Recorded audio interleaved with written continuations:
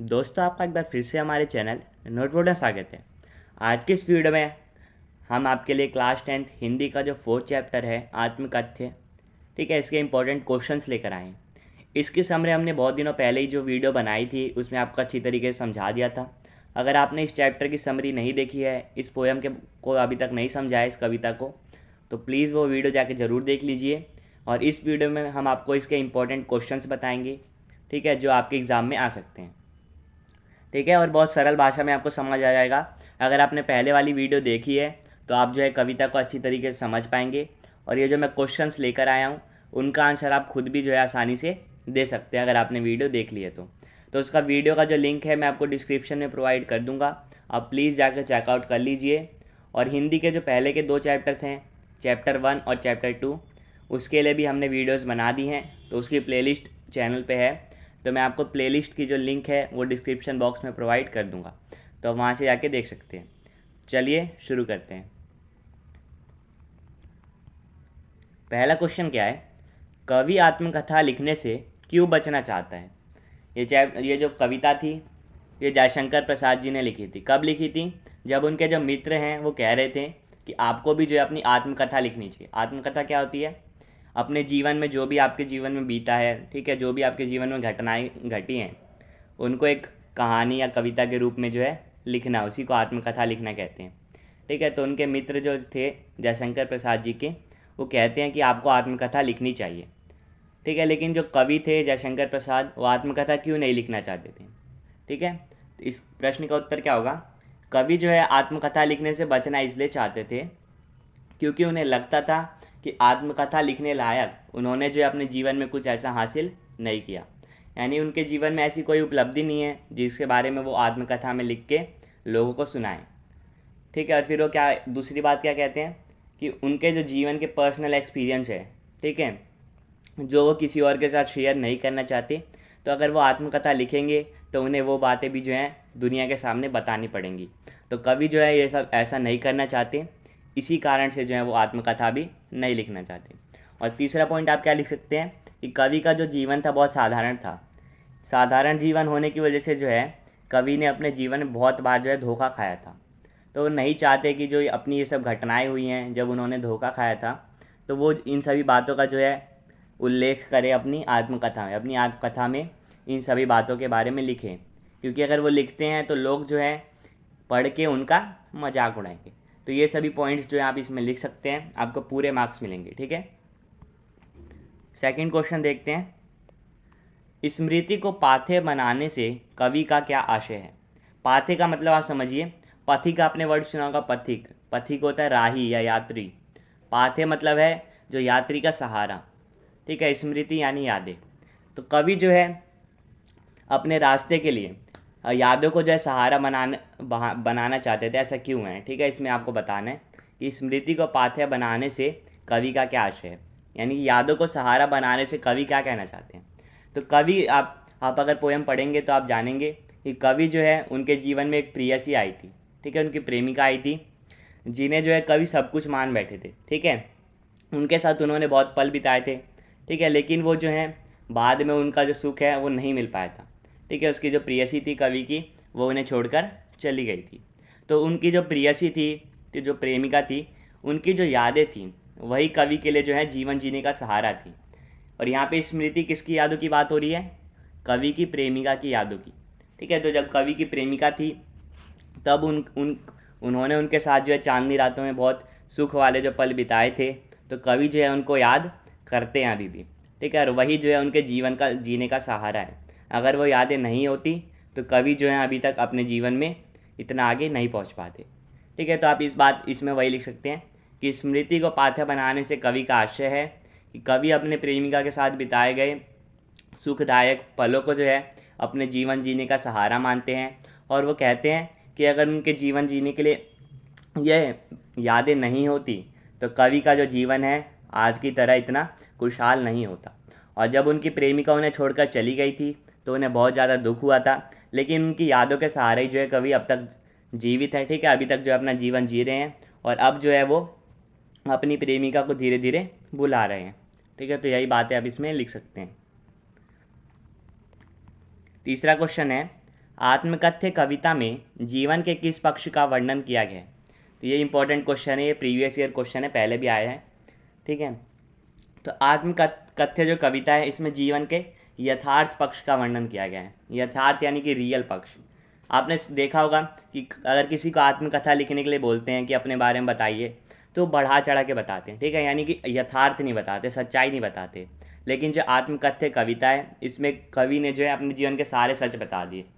ठीक है, कि वो उनका जीवन साधारण था, उन्होंने कोई उपलब्धियां हासिल नहीं करी, उनके जीवन में प्रेमिका आई थी।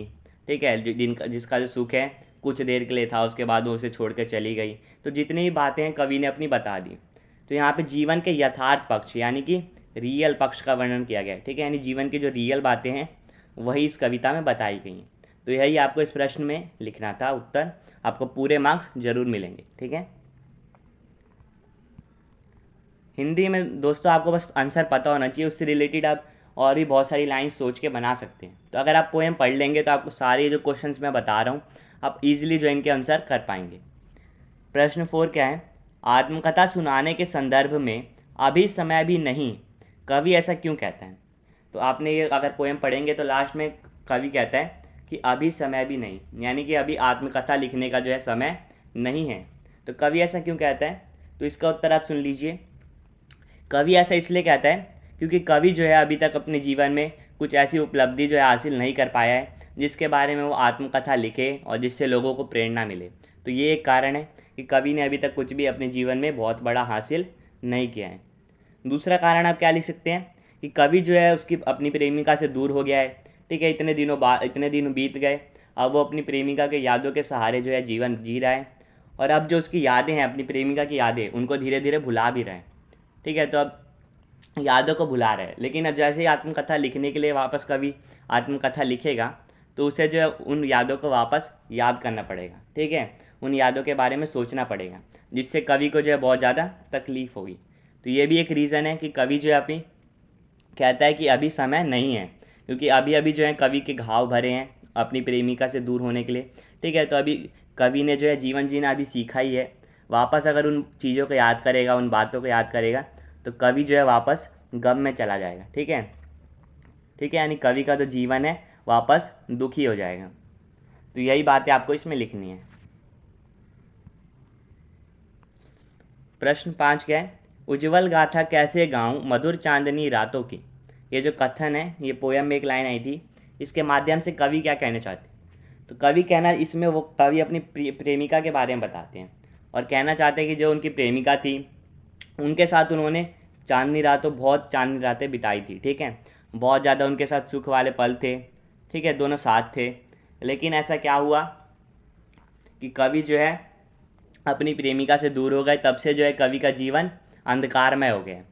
तो यहाँ पे वही बात कही गई है इस लाइन के द्वारा कि कवि कहते हैं कि मैं अपनी आत्मकथा अगर लिखूँगा तो वो जो चांदनी रातें थी जो मैंने अपनी प्रेमिका के साथ बिताई थी, ठीक है, उनको मैं कैसे बताऊँगा? वो एक उज्जवल गाथा की तरह है। जैसे श्री कृष्ण की कहानी है उज्जवल गाथा। ठीक है, यानी कि पवित्र गाथा है जिसको मैं दुनिया के सामने आत्मकथा लिख के प्रस्तुत नहीं कर सकता।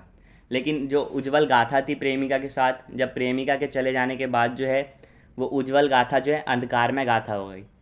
ठीक है, यानी जो पल कवि के लिए बहुत ज़्यादा अच्छे थे, बहुत ज़्यादा हसीन थे, कवि को बहुत ज़्यादा उनमें सुख आता था। ठीक है, अब जो है कवि उनको याद भी करना नहीं चाहता है। अगर वो उन्हें याद करता है तो बहुत ज़्यादा उन्हें तकलीफ़ होती है। ठीक है, क्योंकि प्रेमिका के सहारे जो है, प्रेमिका की यादों के सहारे कवि ने बहुत दिनों तक अपना जीवन जी लिया। अब प्रेमिका को कवि जो है बुलाना चाहते हैं। तो अगर वो आत्मकथा लिखेगा तो उसे जो चांदनी रातों की जो कहानियाँ थी, ठीक है, वो भी लिखनी पड़ेगी, जो कवि जो है नहीं लिखना चाहता। तो इस लाइन का यही अर्थ है। इसी को आप अपने शब्दों में अच्छी तरीके से लिख सकते हैं, आपको पूरे मार्क्स मिल जाएंगे।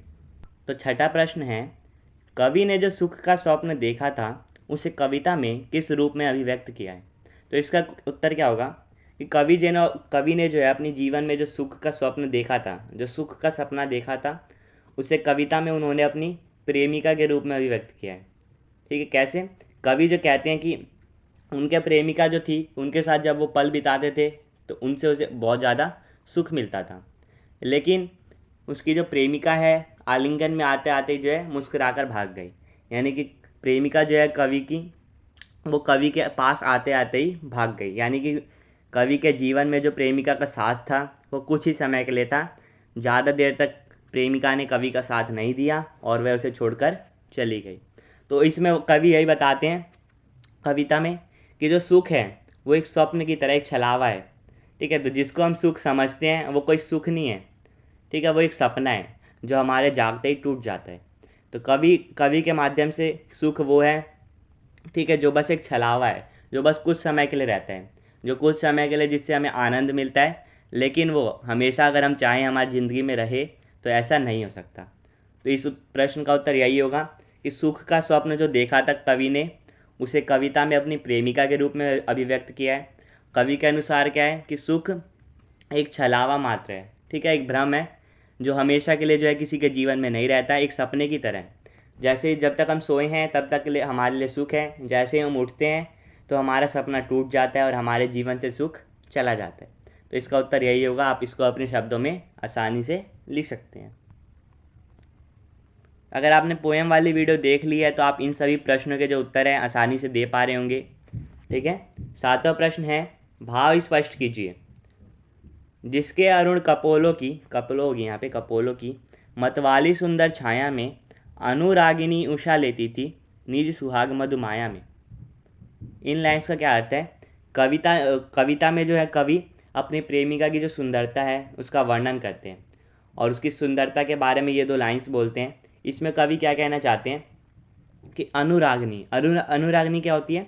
तो आपको पता होगा जब सूर्य निकलता है तो उस टाइम जो है लाल लाल हो जाता है, पूरे आसमान में लालिमा छा जाती है। तो कवि क्या कहते हैं कि सूर्य के निकलने के टाइम जो अनुरागिनी है, यानी कि सूर्य जब निकलता है तब, तो उसकी जो लालिमा है वो कहाँ से आती है, जो लाल रंग है वो कहाँ से आता है? वो कवि की जो प्रेमिका है उसके गालों से आता है। तो कवि यही कहना चाहते हैं कि सूर्य भी जो है कवि की प्रेमिका के गालों से है लालिमा लेता है। इतनी जो है कवि की प्रेमिका सुंदर है। तो ये सभी बातें कह के कवि जो है अपनी प्रेमिका की सुंदरता के बारे में बताते हैं कि सूर्य भी जो है अपनी लालिमा कवि अपनी प्रेमिका के गालों से लेता है। कपोलो यानी कि गाल, ठीक है, यानी कि सूरज भी जो है कवि की प्रेमिका के गालों से लालिमा लेता है और उसकी सुंदरता से ही खुद को सुंदर बनाता है। इन दोनों लाइंस में कवि यही कहना चाहते थे। ठीक है, 8वां प्रश्न क्या है? भाव स्पष्ट कीजिए। मिला कहाँ वह सुख जिसका मैं स्वप्न देख कर जाग गया, आलिंगन में आते आते मुस्क आकर जो भाग गया। इसमें वही बात है, कवि अपनी प्रेमिका के बारे में बताते हैं। कहते हैं कि मैंने जो सुख सोचा था अपनी प्रेमिका के साथ रह के, ठीक है, कि हम साथ में रहेंगे, वो सुख मुझे नहीं मिला, वो एक सपने की तरह था। ठीक है, तो जब तक मैं सोया था वो मेरे लिए एक सुख था, लेकिन जैसे ही मैंने सपना मेरा टूटा, जैसे ही मैं जागा, वो जो सुख था मेरे से दूर चला गया। तो कवि वही कहते हैं कि वो सुख मुझे नहीं मिला जिसका मैं स्वप्न देखकर जाग गया। स्वप्न जब तक देख रहा था वह सुख था, लेकिन जैसे ही मैं जागा वो सुख जो है मेरे से दूर चला गया। आलिंगन में आते आते मुस्कुराकर जो भाग गया। कवि कहते हैं कि उनकी जो प्रेमिका है आलिंगन में आते आते ही जो है मुस्कुराकर भाग गई। ठीक है, यानी उनसे मिलने से पहले ही, उनसे गले लगने से पहले ही जो है मुस्कुराकर वहाँ से भाग गई। तो यानी इन दोनों लाइन्स में कवि अपनी प्रेमिका के बारे में बताते हैं कि प्रेमिका के साथ कवि ने सोचा था कि जीवन व्यतीत करेंगे, ठीक है, वो उनके जीवन भर का सुख होगा, लेकिन वो एक सपने की तरह था जो कवि के उठते ही जागते ही जो है टूट गया और उनकी जो प्रेमिका है वो गले लगने से पहले ही मुस्कुराकर भाग गई। ठीक है, तो यही आपको इसका उत्तर लिखना है। इस तरीके के क्वेश्चन ज़रूर आते हैं कविता में से, भाव स्पष्ट करने वाले। कविता की आपको कोई भी लाइन्स दे दी होंगी, उनका आपको मतलब पूछा होगा हिंदी में। तो इसके लिए आपको कविता को पूरी अच्छी तरीके से पढ़ना ज़रूरी है। इसको मैंने आपको पूरी कविता समझा दी है, ठीक है, मैं आपको डिस्क्रिप्शन में उसका लिंक दे दूँगा। लास्ट प्रश्न है हमारा, भाव स्पष्ट कीजिए। एक और प्रश्न है, ठीक है, इसके बाद भाव स्पष्ट कीजिए। छोटे से जीवन की कैसे बड़ी कथाएं आज कहूँ, क्या यह अच्छा नहीं कि औरों की सुनता मैं मौन रहूँ। इन दोनों लाइन्स में जो है कवि अपनी महानता, कवि की महानता झलकती है। तो इसका उत्तर क्या होगा? इन दोनों लाइन्स का भाव क्या है? कवि कहते हैं कि उनका जो जीवन है बहुत छोटा सा है, तो उतने छोटे से जीवन की बड़ी बड़ी कथाएं कैसे कहें। कुछ लोग होते हैं अपने छोटे से जीवन में भी बहुत बढ़ा चढ़ा कर जो है अपने जीवन को महान बना लेते हैं, लेकिन कवि ने ऐसा नहीं किया। उन्होंने कविता में क्या लिखा कि उनका जो छोटा सा जीवन है उसकी वो कैसे बड़ी बड़ी कथाएँ बना दे। कैसे? उन्होंने अपने जीवन में कुछ ऐसा किया ही नहीं, ठीक है, जिसके लिए वो जो है आत्मकथा लिखें। क्या ये अच्छा नहीं कि औरों की सुनता मैं मौन रहूं। तो इन दोनों लाइंस में कवि की महानता दिखती है कि कवि कहते हैं उनके जीवन में कुछ ऐसा है ही नहीं कि जिनके बारे में वो आत्मकथा लिखे। उनका छोटा सा जीवन है, उसमें उन्होंने ऐसा कोई बड़ा काम नहीं किया जिसके लिए वो कथाएँ लिखें, ठीक है। और कवि कहते हैं कि इससे अच्छा कि मैं दूसरे लोगों की कथाएँ सुनता रहूँ और मैं मौन रहूँ, यानी कि दूसरों की सुनता रहूँ और अपनी कथाओं के बारे में, अपने जीवन के बारे में ना बताऊँ। इन दोनों लाइंस का भाव यही है। इसी को आपको अपनी सरल भाषा में लिखना है, आपको पूरे मार्क्स मिल जाएंगे। तो दोस्तों, उम्मीद करता हूँ आपको ये वीडियो पसंद आई होगी। मैंने आपको जितने भी चैप्टर से क्वेश्चन बन सकते हैं, ज़्यादा ही बड़ा चैप्टर नहीं है, ज़्यादा बड़ी कविता नहीं है, ठीक है, इससे इतने ही क्वेश्चंस बन सकते हैं। तो उम्मीद करता हूँ आपको जितने भी क्वेश्चंस मैंने आपको बताएं आप समझ गए होंगे। अगर आपने प्रीवियस वीडियो नहीं देखी है इन चैप्टर्स की, तो उसका लिंक मैं डिस्क्रिप्शन में प्रोवाइड कर दूंगा, तो ज़रूर जाके देख लीजिए। और प्लीज़ इस वीडियो को शेयर कीजिए जितने दोस्तों के साथ कर सकते हैं, क्योंकि शेयरिंग इज़ केयरिंग। तो आप जितने लोगों को शेयर करेंगे तो उनको भी बेनिफिट होगा। आपसे फिर मिलेंगे नेक्स्ट वीडियो में, तब तक के लिए bye bye, see you again and thanks for watching.